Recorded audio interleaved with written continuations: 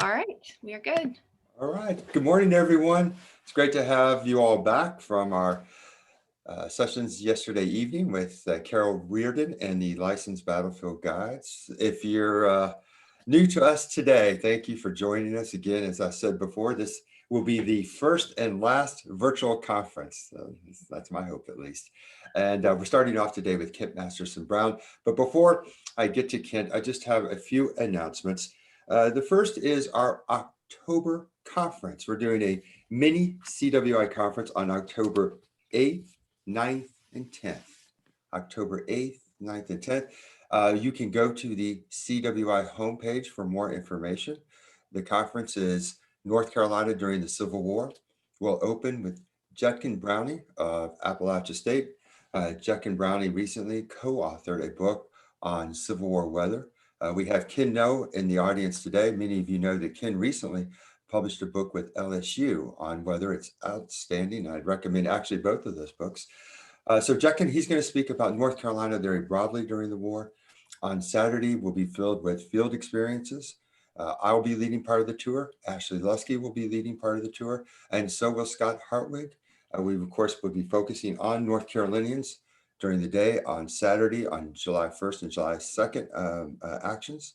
And then on Sunday, the final day of the conference, we will begin at the North Carolina Monument, and from there we will walk Pettigrew's assault toward Cemetery Ridge. So again, that is October 8th, 9th, and 10th.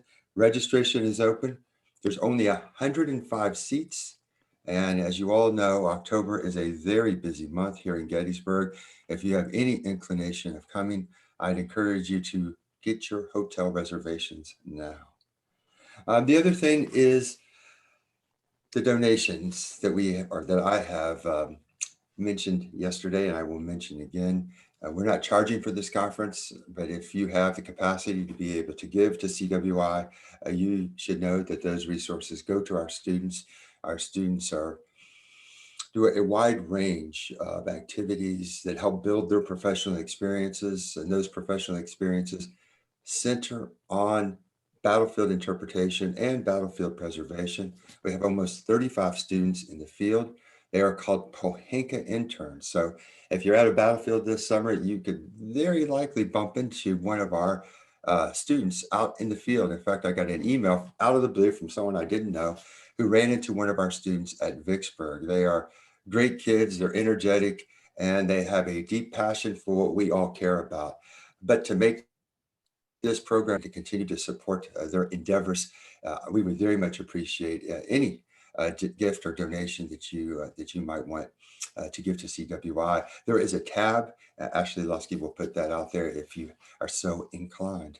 And then finally, UNC has offered the attendees here a discount to all UNC books, but I suspect that you're most interested in Kent's new book, Meade at Gettysburg.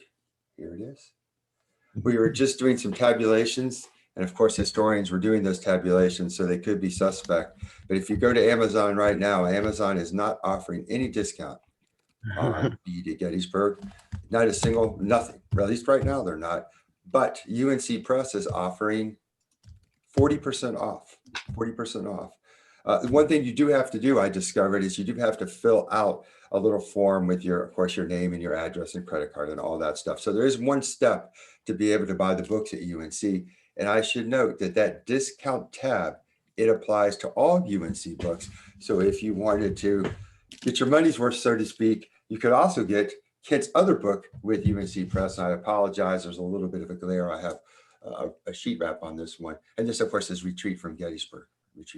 So the two things, the tab that will give you the discount to UNC Press, or I should say the code, the code. And Ashley, you'll put the code up as well? Put it up, and the link, the direct link to order Kent's book from the press.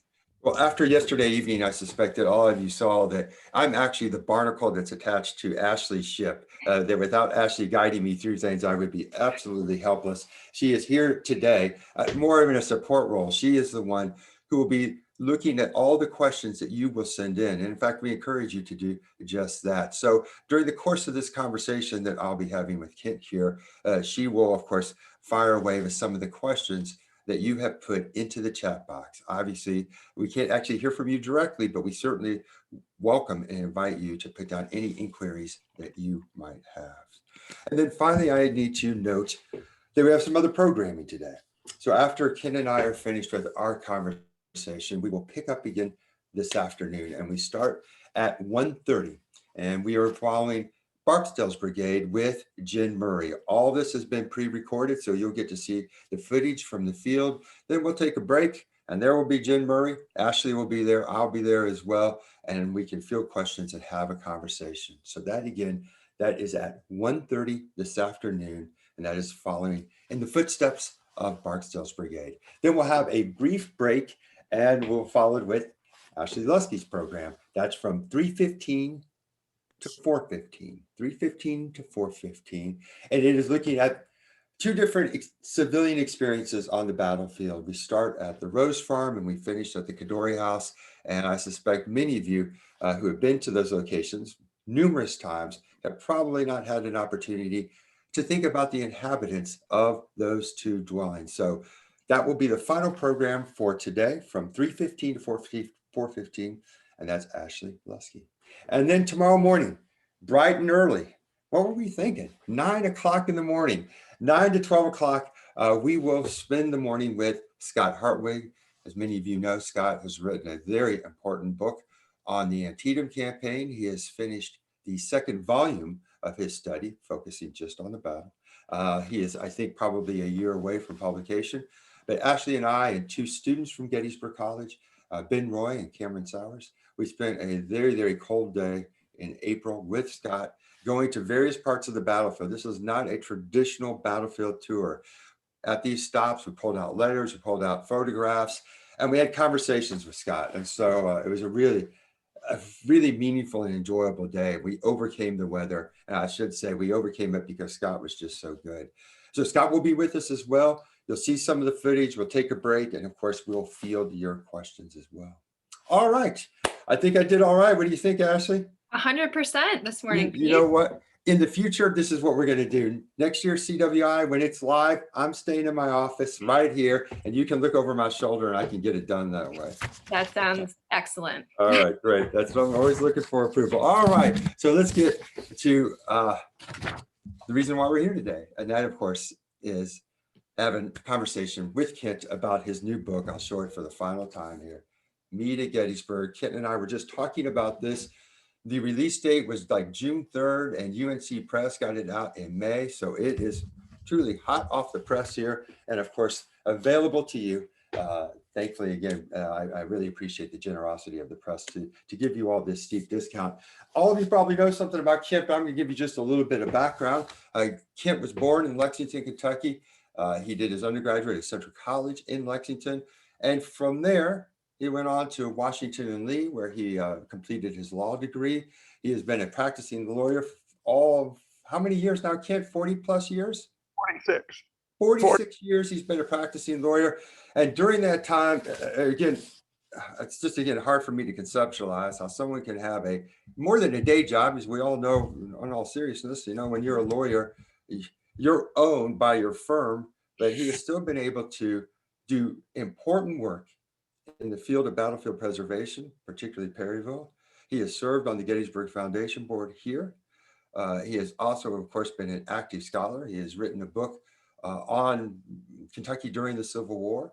And then, of course, I've already mentioned his other previous works, except I did not mention his biography of Alonzo Cushing. So he has had a very productive scholarly career. And through it all, he has always reached out to public audiences. I heard Kent, this is going to make us both feel and look old here. I heard Kent when I was either in 8th grade or a freshman. I think it was in 8th grade at the Indianapolis Civil War Roundtable. He gave a talk. It was about the artillery bombardment. I knew that was part of it, at least, preceding Pickett's charge. The very fact that I can remember that, of course, underscores what a great speaker he is and why he's just immensely popular with general audiences. And I should also note that he is at the forefront of the Lexington Civil War Roundtable. I think many of us here today are somewhat weary of the demise of the Civil War Roundtable. It's, I think, grossly overstated.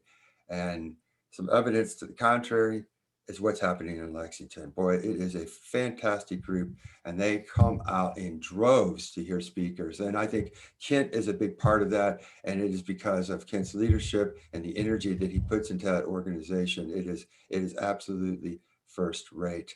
So I'm so pleased to have my dear friend, Kent Masterson Brown, a man who I've admired for so long. And it is, as you can only imagine, you all in the audience, what a treat it is for me, right? At the time I was sitting in the audience as a 14, 15-year-old kid and watching him and having a chance to be able to work with Kent and to have a conversation with him today. So Kent, welcome. And I'm going to get it started before I even allow you to say a word here. I'm going to turn right to your book. I was really moved.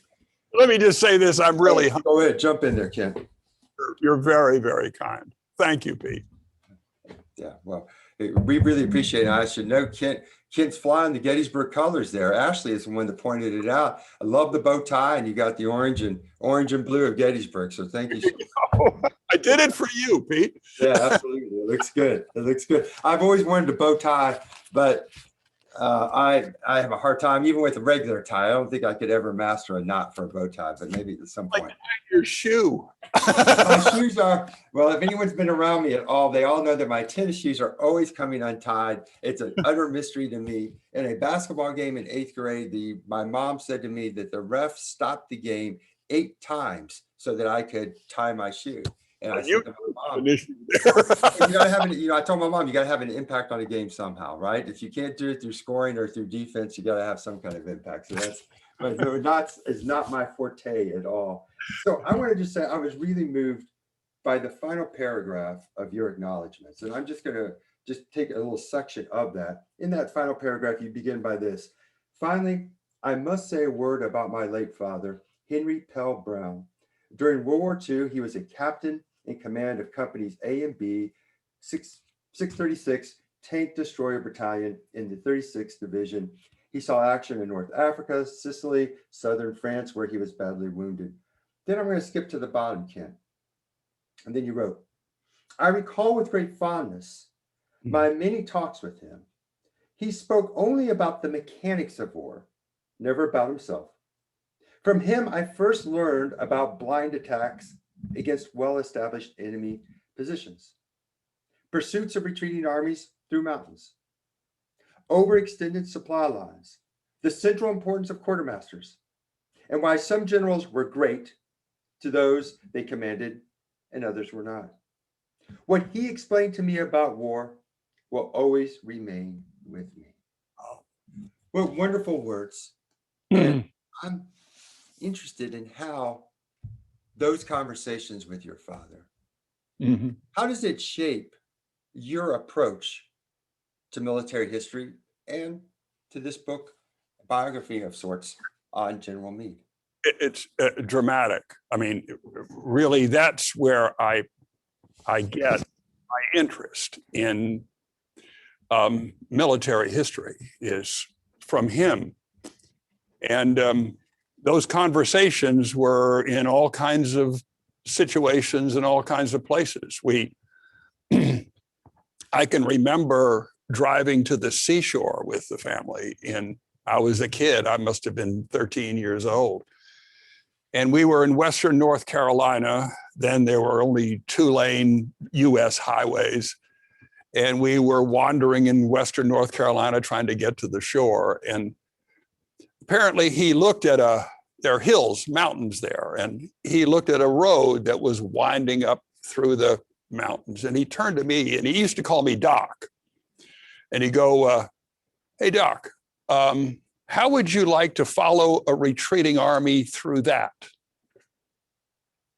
And I'd go, I wouldn't. And he goes, why? And I said, it's so narrow. I mean, they're always higher than you are. And he goes, well, that's right. And what he was obviously thinking about at the time, and he wouldn't ever tell me this, but he was in the 36th Division in Italy, was at Salerno, and then moved north on Highway 6 toward Rome. And to get there, they had to pass through mountain regions where the casino was. He was in the Battle of the Casino, and then the Rapido River, and they had to chase the Germans. And he never paused to tell me what it was like with him doing that. It's just that that's how he would talk about war. How would you like to do that? And he also talked about blind attacks, and I mentioned that in here, and not ever mentioning that he was involved in one. And that is at the Rapido, where the 36th Division was sent across a swollen stream and attacked a German positions without even knowing they were mined. And the 36th Division lost probably more men there in one afternoon than they did at any other place in the war. And they had the heaviest number of casualties of any division in Europe. And so you've got mountains, you've got blind attacks he was involved in himself. And but it was always like, hey, how would you like to do that? Or what do you think about this? Is how he'd present it. And he would talk about general officers he really admired. And Fred Walker, the commander of the 36th Division, was one of them. And he talked about, we always were well equipped. We always had adequate munitions. We were always fed. And we won, although it was a slugfest. And, that just totally relates to George Meade and his operations in the Gettysburg camp. Of course, it relates to all campaigns. Ken, I think that's what is, again, striking about your approach. You have a mastery of the tactics and what happened on the ground, but you also have a deep understanding of operations at the operational level, excuse me. And I was struck by what I had read because it reminded me that all of your books have a real sensitivity to some of the issues that we often don't pay attention to. We're here at Gettysburg, we're looking at the point of contact or engagement, and we forget about the operational issues that are so crucial to explain what actually happened tactically on the ground. And I was, again, so struck by that. I mean, your father gave you this great gift, and that is putting you in a situation where you have to be analytical about warfare. I think, but then on top of that, he gave you a great gift by saying, you know what, logistics, right, matter. That's absolutely crucial. Yeah. They matter. And no campaign I know of shows that more clearly than the Gettysburg campaign. So before we talk about that real quickly, I just want to ask you about this. Why is it that George Gordon Meade does not have a reputation that has, I would say, a popularity is a better word instead of reputation. Just quite simply, why is he not popular? Why is it that when people come to Gettysburg, you can find a bobblehead doll of Joshua Chamberlain, but right, and that's something, right? That he has a hold, Chamberlain does, in terms of how he is perceived, and we know that Killer Angels in the movie has a lot to do about that. But why is it that the commander of the Army of the Potomac, who won one of the great battles of the Civil War, why is it that he doesn't resonate or register with popular audiences? It's because of what happened to him and to the Army on its pursuit of the defeated Army of Northern Virginia. And Meade bore the full brunt of Lincoln's and his closest confidants, and including Halleck, their kind of scorn at his performance during what they perceived as his performance during his pursuit of Lee. And I try to go to great lengths to try to unravel that. But I've talked to people over the years, and they'd say, well, what are you doing? I'm doing a work on Meade. Oh, he's the one who didn't follow up. That's the first thing they say. It's because Lincoln said it. It's because of all that evolved from the Lincoln administration during his attempt to try to pursue the enemy. And he pursued him in the only way that he knew how to do, or any of the generals knew how to do. And you didn't do it like my poor father in Italy by going up right behind him. He did it by choosing a parallel route, which is the proper means by which you should pursue an enemy. Lincoln even regarded that as avoiding conflict so as to let Lee cross the Potomac River, because he chose that route. And yet, all the military theorists of the 19th century would have said, and did say, that is the appropriate way to pursue an enemy like that, not through a mountain pass. You go on a parallel route, because what it does, it causes the enemy to speed up for fear you may get there before they do. And so long as the defeated enemy speeds up, they start to lose their formation. There's attrition in a retreating army. And so it's the preferred route. And Meade posed that to every one of his corps commanders, and they all agreed, absolutely. Follow up the side of the mountains. You mentioned Lincoln here. Let's talk about now Lincoln's decision to offer Meade command. And can you tell us a little bit about that situation? And in particular, could you help us understand what Meade confronted? Because it seems to me in reading your book that other historians, and I'm not asking for anyone to name names here, but that other historians have maybe not fully appreciated the great challenges that Meade confronted when he's given command. So could you give us that setting, describe what Meade faced and what his decision-making was?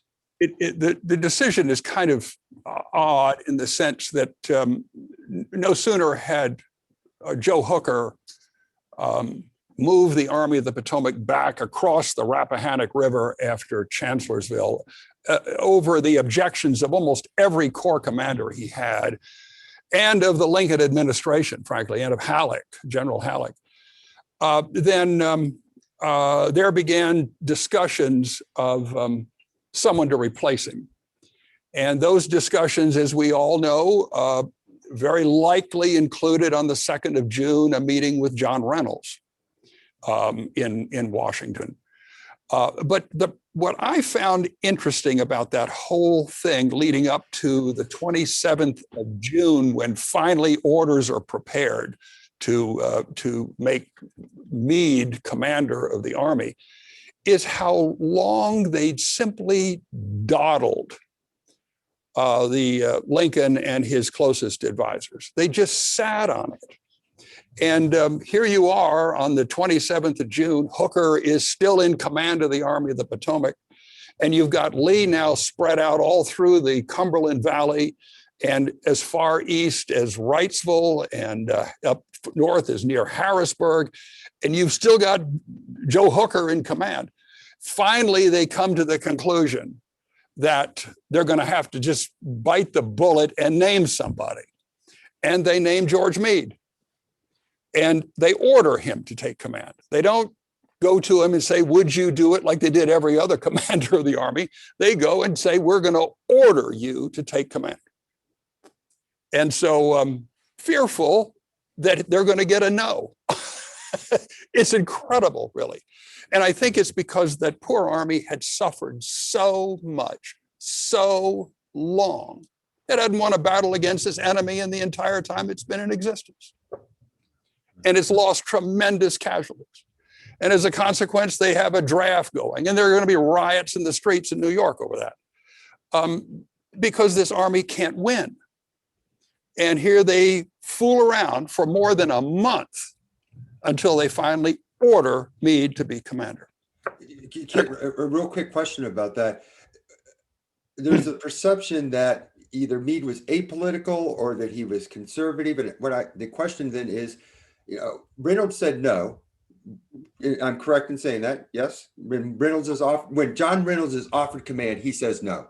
Says no, yes. Okay, so why Meade is it because they see him? I mean, obviously he has a record that's a solid record, Meade does, but is there a perception that Meade's apolitical? And I want your take on that as well. Did the administration say, hey man, we got a dude here who's apolitical. He's not gotten to that rat's nest that other people have gotten into, right?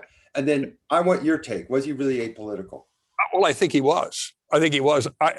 Meade was always close to the vest with all of his opinions, frankly, except when absolutely asked.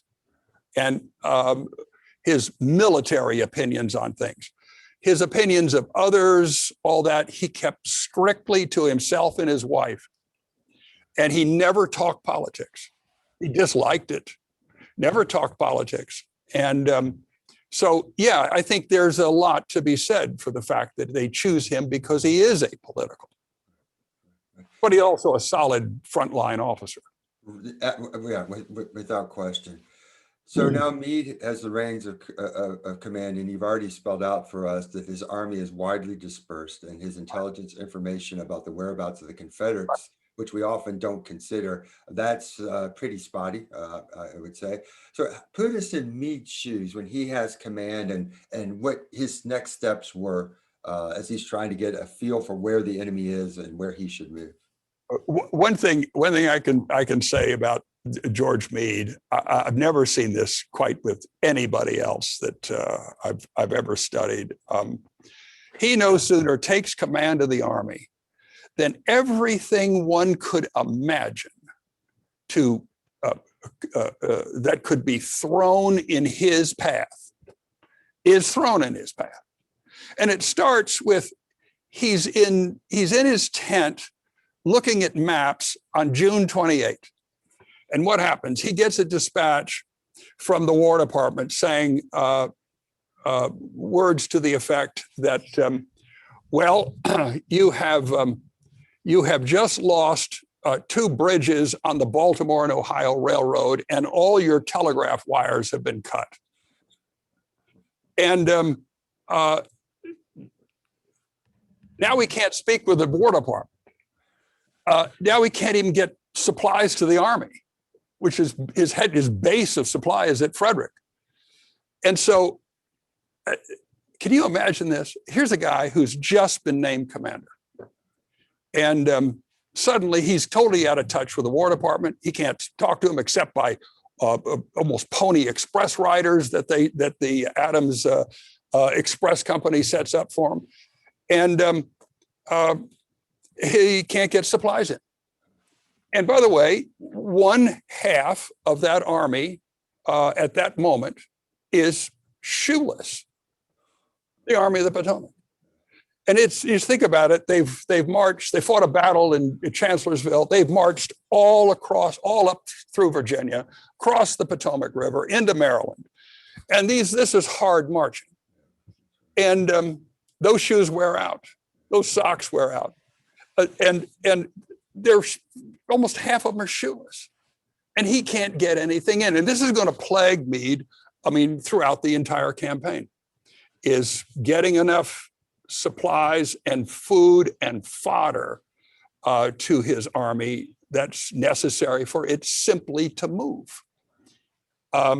He will plan an operation, nevertheless, that will take that army north. He's advised by the president that he wants, and Halleck, that they want to make sure he protects Washington and Baltimore. And so as he looks at that map, he sees Big Pipe Creek.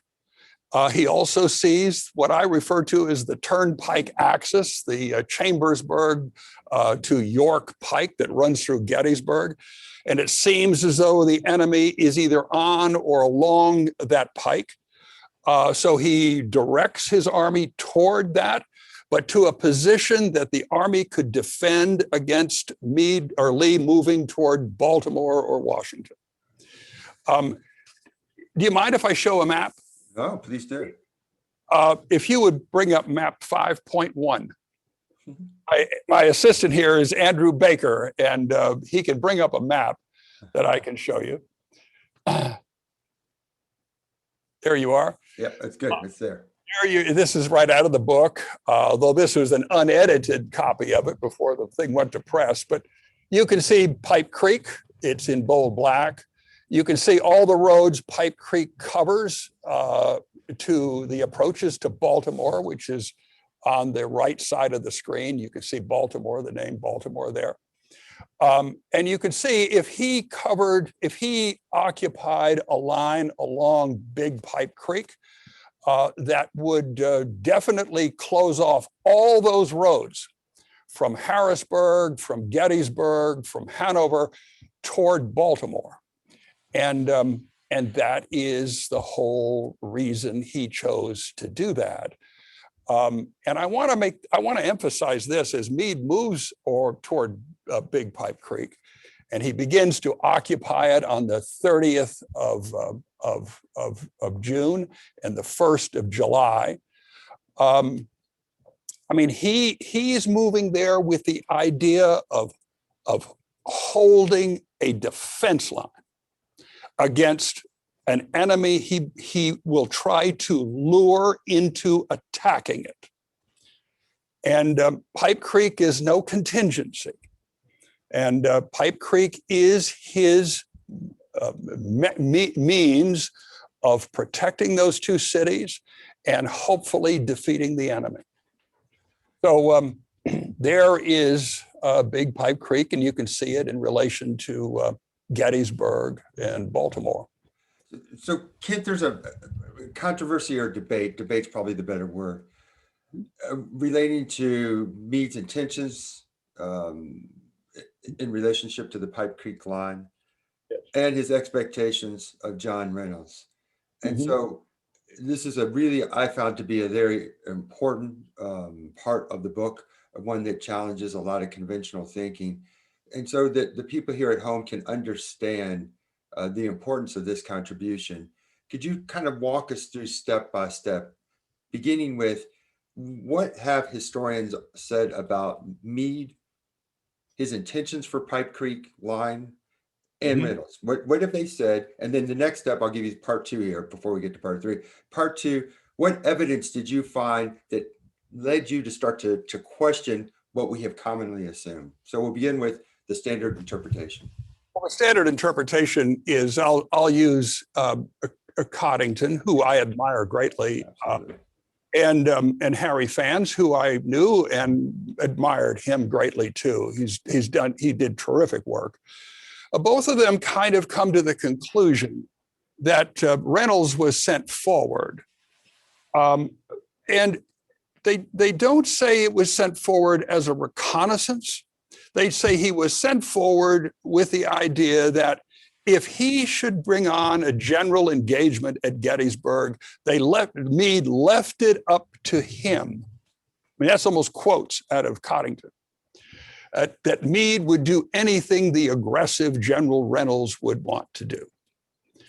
And in other words, it takes Meade completely out of the picture. And we shouldn't take Meade out of the picture because Meade, in fact, plans that operation. And I don't know why this was never picked up by Coddington or anyone else, really. And that is on the 30th of June, Meade actually writes a letter. It's a dispatch, but it's a letter to John Reynolds. It's in the official records, telling him exactly what he wants him to do. Now, he had previously that day, same day, issued orders. And among the orders were for Reynolds to move, quote, to Gettysburg. But then he follows it up with a letter. And in that letter, George Meade explains to John Reynolds precisely what he wants to do. Now, this letter, it's fun. I in working in the National Archives for this book, I happened to be in the 11th Corps papers. I went through the papers of all 7 of the Army's corps. And I was in the 11th Corps papers, and I pulled out an envelope that read on the cover, contents taken from the pockets of Major General John F. Reynolds, July 1, 1863. And when I opened it up, there were all these dispatches. There were reports to him that are not in the official records from his signal station on Carrick's Knob behind Emmitsburg. There were copies of dispatches he wrote to George Meade. And then there was this letter from George Meade to Reynolds. What's interesting about this particular letter is that it is entirely in the handwriting of George Meade. So Meade himself sat down at the tent, in his tent, and composed this letter himself. And he tells Reynolds that he wants him to move to Gettysburg, but not using Gettysburg as a, quote, defensive point. Rather, if the enemy collects in front of you, then I want you to report that to me and keep reports coming to me, but withdraw and withdraw to Emmitsburg. Now that's an interesting, so move to Gettysburg, get the enemy to collect in front of you, but I want you then to withdraw back to Emmitsburg. Carol Reardon should be here for this. I sat down with a dear friend of mine, Mac Kaufman, who's passed away. Mac was a terrific military historian at the University of Wisconsin. He was a Kentucky native, and he moved back to Kentucky after he retired, and he and I were churchmen together. And we would get together every Wednesday at a barbecue joint in Lexington that we both liked, and just talk.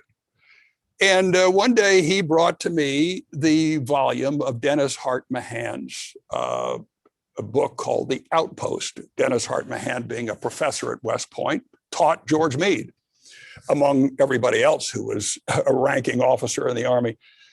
And he talked about the operational use of an advanced corps. And Clausewitz talks about it. Jomini talks about it. But this is Dennis Hart Mahan. This is the West Point guy.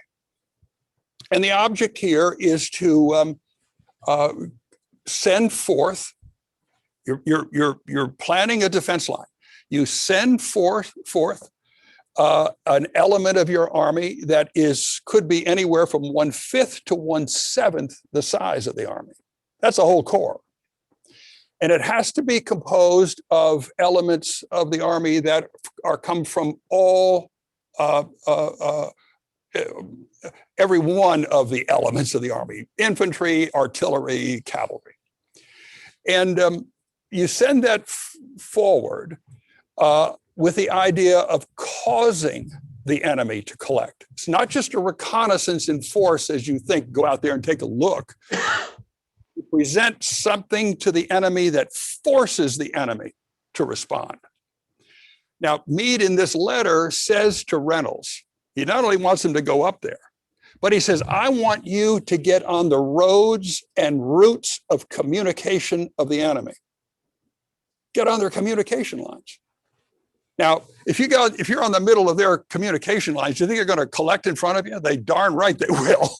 And what is that communication line? Well, it's the Chambersburg Pike. Get on that, because that's where all the elements are, east and west. You get on it in between Hill's Corps here and Ewell's over here, you bet they're going to collect in front of you. And the object is to force that and then begin your reports back. They're collecting in front of me. They're starting to collect in large numbers, and I'm going to start withdrawing now, and they're going to see if they follow me. And then you continue to move back as the enemy advances to you. This also forms what Winfield Scott Hancock referred to as a mask. It masks the Pipe Creek line so that the enemy, you don't just sit behind the Pipe Creek line. You cause the enemy to move to the Pipe Creek line. And notice in this, on July 1, it's not only John Reynolds who's out there. George Sykes, his move to Hanover. The 12th Corps, Slocum, has moved to 2 taverns. They're both north of the Pipe Creek line. And their purpose is the same thing. It's to mask the Pipe Creek line and to get the enemy to collect in front of them. But Meade felt that Reynolds is the most vulnerable because that is where the heavy concentrations of the enemy appeared to be. So that's why he spends so much time on the Reynolds deal. And so that is the mission. And what happens in a nutshell is that Reynolds proceeds, but he proceeds first with only one division. He leaves the other two more than an hour behind him. And as he gets to Gettysburg, he finds that John Buford is somehow locked in some combat with enemy forces. Turns out to be Harry Heath. Why Buford gets himself in that position is for another book. But nevertheless, he's asked to come to Buford's aid. He does with one division. And as he gets there, of course, Ewell's coming down from the north, Hill's coming from the west. He tries to set his regiments in place, brigades in place. He's shot down, he's killed probably by some volley from the enemy. We all know the rest. By the end of the day, he and the reserve, the 11th Corps, which comes up later, are fundamentally crushed and fall back to Cemetery Hill and Culp's Hill. Ken, let's go quickly back to John Reynolds. And certainly I'm always reluctant to play armchair general and to critique a man who's given his life for his country. But right. It seems to me that your analysis of Reynolds is certainly more complicated than what we've seen before. So could you talk a little bit again about his decision-making, Reynolds' decision-making before his life was taken early in that day of July the 1st? I refer to Reynolds as a consummate soldier. And I think he was a consummate soldier. There's no person, I think you look at his photograph, you can say, this guy loves doing what he does. And he's proven to be good at it. And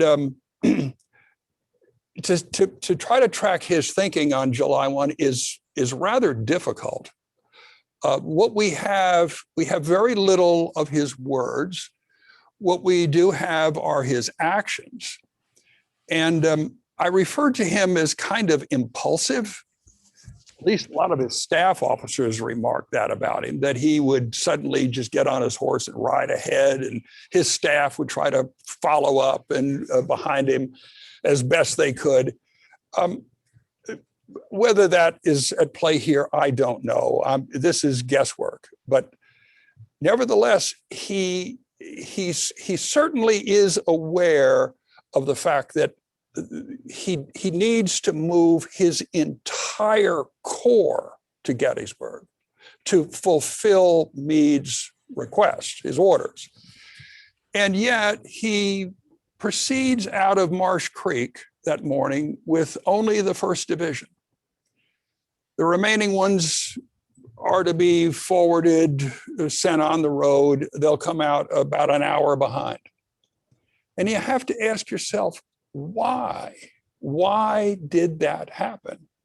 Now, a lot of the officers who spoke with Reynolds, including Colonel Wainwright, the artillery commander, claimed that Reynolds believed that there would be nobody to confront us at Gettysburg. I'm not expecting a fight. And maybe there was this kind of lax feelings in Meade's mind that it's not going to happen, that we'll be all right, don't worry about it. And so he proceeds with one division, and he's killed putting that one division in line, and it's a mystery. There's a pattern with Reynolds. Frank O'Reilly, in his excellent study of Fredericksburg, is fairly critical of Reynolds, as we all know, position on the Union left flank. In fact, he and Meade, as you also know, Meade was not happy with Reynolds because Reynolds was, I believe, consumed with the positioning of a battery on the field. And here we see something similar on July 1st, that we see Reynolds. Exactly. He was consumed with putting Hall's battery up there. Yeah. But yeah, George Meade had some complaints about Reynolds at Fredericksburg that he voiced to his wife, of course. Right. So he did. So Kent, let's go to July 2nd, and I want to put forth an argument that some have made about Meade, that on July 2nd, that he in essence overreacted to Longstreet's late afternoon attack against his left flank. That in so doing, he stripped the right flank, Culp's Hill, of badly needed troops. We know that there was basically a brigade or a little bit more than that when Johnson's division finally attacked. Yeah. And kind of the irony there is that the real opportunity for the Confederates on July 2nd became the Union right flank, and that's because of George Gordon Meade. So, and I want to put a second part to this. I think one of the reasons why Meade does not have a place in the public's imagination, that contrary to like Joshua Chamberlain or even Hancock, men that seem to have a presence on the battlefield, that they're highly visible, that they're active, there is a sense, it may be incorrect, one, that Meade was really nowhere to be found. He's just shuttling troops to the threatened Union left flank, and in so doing, he damn near gave up his right flank. So could you, again, this assessment of July 2nd and George Gordon Meade and the assumptions that I put forth, how do they figure into your thinking? I found Meade to be quite the contrary from that. The very minute he felt that left flank was threatened, this was artillery fire, he ordered Sykes to move his 5th Corps forward, the entire Corps. And they move on parallel routes to get to just behind Little Round Top, and they're brought onto the battlefield on the Wheatfield Road. And there is George Meade. He is along the Wheatfield Road, right just north of Little Round Top. He is close to George Sykes, so he's constantly in communication with him. But he tells George Sykes, he's close to, he can see the Wheatfield. He says, I want you to throw your whole corps in there. Now, Meade has almost really no options here. He's facing an attack that far overlaps what's out there on the Emmitsburg Road and then down to Little Round Top. His idea of defending this is to throw as much as he can at what he perceives to be near the center of what is Birney's lines, General Birney's lines in the Wheatfield, thinking that if he can disrupt the attack there, that he'll address the flanks as he can address them. In the meantime, he's already ordered Warren to take troops to Little Round Top, so he can get that at least secured as far as he can. But the rest of this huge attack coming at him, he's got to just figure out there. He can't try to do anything to those troops along that Suckles has placed along the Emmitsburg Road. He can't use field artillery for fear of hitting his own men. John Gibbon even says that our field artillery became useless because we can't fire on the enemy attacking out there because we'll just hit our own people. So you have to just do what you can do. This is another incredible crisis thrown at this man. And so he directs the 5th Corps to send everything it's got into the Wheatfield. And hopefully it would just disrupt as much of that attack as he can. And then Meade would address the flanks of that attack whenever they appear. That's it. That's all he's got. And but Meade is right there and right behind those lines. And he's there the entire time.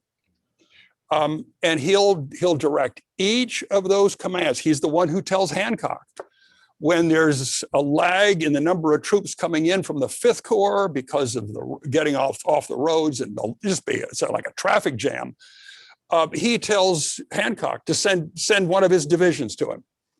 And he sends Caldwell's division. And Meade directs that command, gives it to Sykes, and the two of them tell him, I want you to go right in there. So they send the Second Corps, elements of the Second Corps in there. This goes on throughout the afternoon until that attack is finally defeated. And in the meantime, Meade will move up north, up Cemetery Ridge as the attacks develop off the Emmetsburg Road toward the center of the army. He'll call in elements of the 12th Corps. He'll call in the entire 12th Corps. Slocum will object, saying, give me at least a division. He says, no, I'll give you a brigade. And the idea here is, look, I'm gonna address one crisis at a time. That's all I can do. Address one crisis at a time. And if we can win on this crisis, then we'll address that one.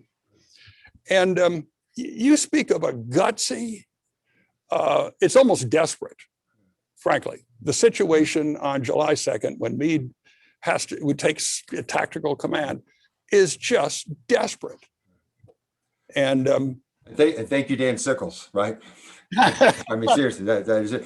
I mean, Kim, what you have said to us, it's and living here at Gettysburg, and we talked with the licensed battlefield guides and who do such good work, as do the Park Service historians as well, and how difficult it is to be able to bring, at the very highest command levels, to bring that story down to the ground. We're so focused on the ground. I think that's one reason Meade's invisible.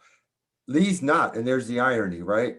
Right. Lee's visible. He's visible at the end of Pickett's charge, and that's, for visitors, that's right, very memorable. It's a poignant moment, and I should note that it's, I think, a moment that I'm not sure that actually happened. There's only one person who mentions Lee at the edge of the Spangler Woods that I'm aware of, and that's Arthur Fremantle. But my point that I'm trying to make is that what you are doing in this book, boy, I'd love to be able to see that translate in a way that we now start to bring Meade back into the center of the action.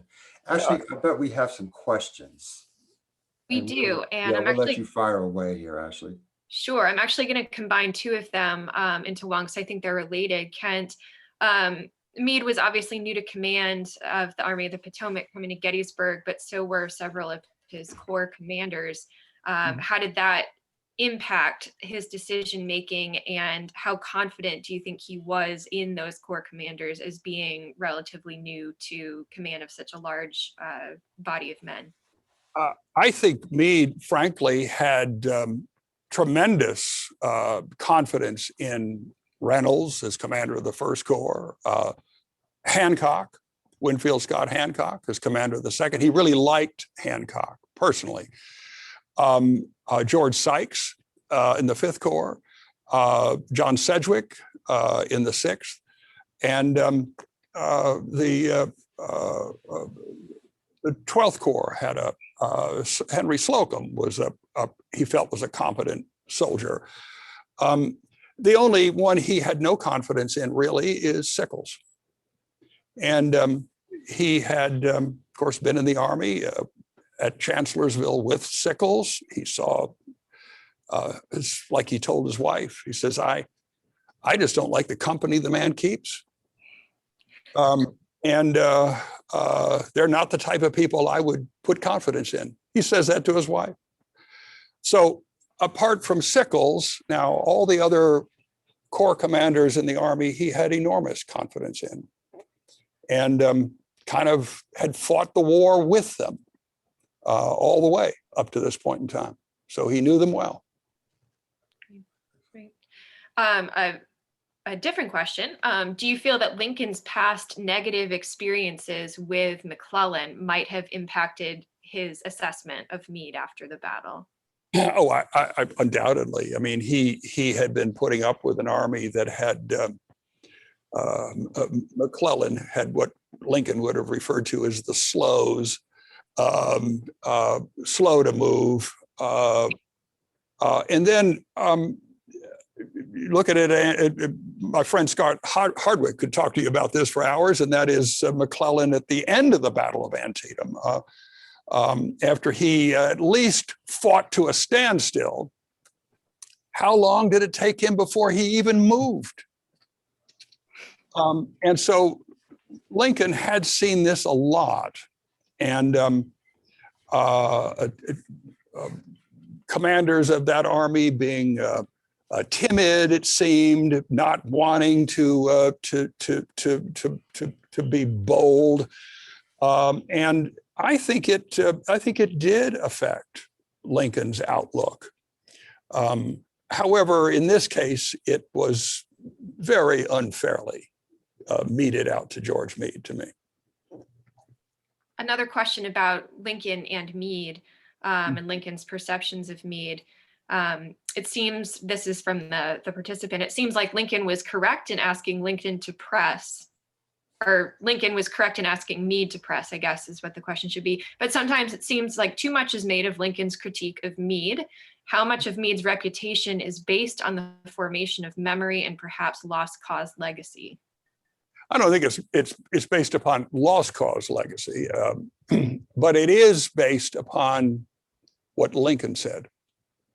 That's really the defining thing for George Meade, is the way he was handled at the end of this campaign. And as I stated at the very end of the book, Henry Hunt, who really should have been, by all rights, someone who wrote horrible things about George Meade. Instead, he wrote chapters in Battles and Leaders that were very favorable to George Meade. And he writes this letter to Alexander Stuart Webb after the war, some years after the war, telling him, you know, General, by all rights, I should be one of those who dislike George Meade, because, you know, he criticized me. And then because of my handling of the reserve artillery trains at Gettysburg, when it was not even my responsibility, it was General Taylor's. And he says, I thought that was unfair. And he says, I offered my resignation. And instead of Meade accepting my resignation, Meade told him, I'll demote you. I'll demote you. I'll take your stars off your shoulder. I mean, he was really, really angry at Hunt. And General Humphreys intervened in it and got the two guys to shake hands and kind of make up. And Meade apologized to Hunt. So Hunt tells Webb, look, I'm a guy who could well criticize George Meade if I wanted to. But he said, I won't, because the more I study him, the more he grows on me. And he said, and by the way, you hear this a lot with people who serve with George Meade. He's the type who, quote, grows on you. He's not a spectacular guy to begin with. He's not anything like that. He just, you watch him, he's methodical, and the more you're around him, the more you see what he's like as a winning commander. And he says that the problem here is that with the victory at Gettysburg, the Lincoln administration was is in such a belief that with that victory, Meade could actually destroy Lee's army. And as unrealistic as that was, they began to get unrealistic feelings about what he could do. And so as a consequence, when Lee did cross the Potomac River, they felt so let down because of their own unrealistic positions taken after the victory. And you've seen this kind of thing happen in the world. I mean, someone does something well, you think, well, wow, you can do anything. And but not so. And that's how Hunt relates it.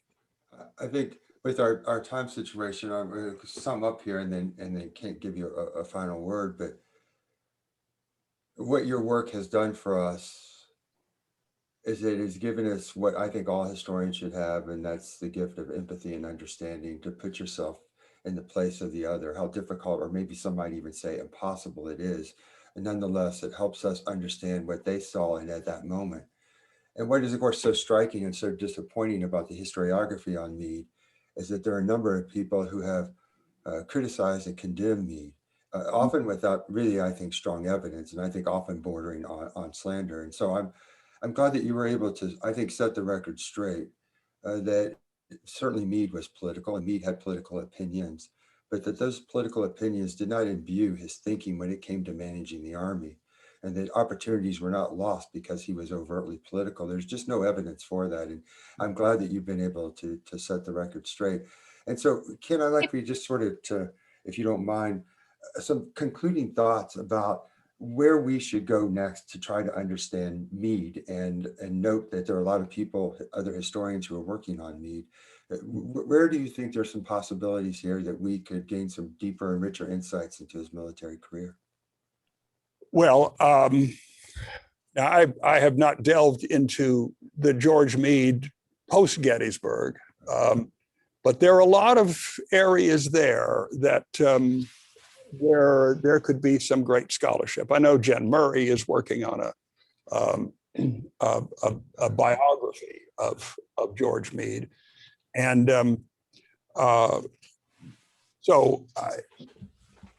he's a complex fellow who is suddenly put under harness after Gettysburg when Grant is named commander of the armies, and Grant decides to move with the Army of the Potomac.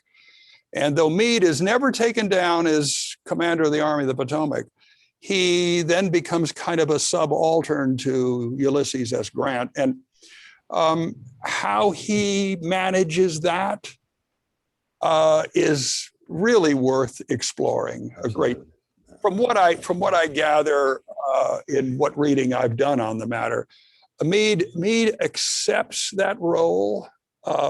He's a soldier. He is just a soldier, and he does what his superior tells him to do. And if his superior tells him, "You're to be my army commander, but I'm controlling the whole thing," then Meade has to say, "Yes, sir. Yes, sir." And I think I've always had great admiration for how he was able to navigate in a situation that time and time again, that his ego, of course, he would not have used that word, but was more than violated by a command structure that always kind of made him an easy target after Gettysburg for things that really were not his fault at all. You know, Kent, we need to get you back to CWI, and of course we want to get you behind the podium, but you're going to have to, I think, get us out on the battlefield. I can only imagine how popular it would be to do a tour in the field in which we follow in the footsteps of Meade. We've done that once before, you know. Well, you took a bunch of folks out, but to be on the battlefield and just to walk it all, and to go into the Leicester House or Leicester House to do that as well, which we haven't had a chance to talk about. And that is the point. There's just so much in this book that I know that for the folks here who know a great deal about the Battle of Gettysburg, this will certainly be provocative and challenge established thinking. And you know why he was able to do it? Because he did his research in the National Archives. And we live in a time, of course, you can do a lot of good research online, but at the end of the day, nothing beats archival research. And if you do it, you're able to see and find things that just have been hidden to us before. So again, here's a dude, I still don't know how you do it. What I didn't mention, Kent, is that Kent spends a great deal of his time doing documentary films now, and Witnessing History is his company, and you should check it out. He does a wide range of things. And so, you know, Kent, again, I want to extend a deep appreciation for all that you have done for CWI. And of course, you know, our friendship, I value so much. And it's been, just again, such an honor to be able to work with you, and so excited about this book. And I was going to put you on the spot and say, what's next? Because I know the audience is curious as well. But maybe we should give you a few, we're going to give you a few months to enjoy this. And then we want to know when you're getting back in the saddle and what the next project will be. All right. So Kent, again, thank you again so much. Folks here at home, just to remind you that we will be back live this afternoon beginning at 1:30. Kent had mentioned Jen Murray, right, who is working on a Meade biography. She said to me, and I think she says it during the taped interview, she's up to something like 18 or 19 chapters and has 4 or 5 more to go. So a very big book is in the work on George Gordon Meade.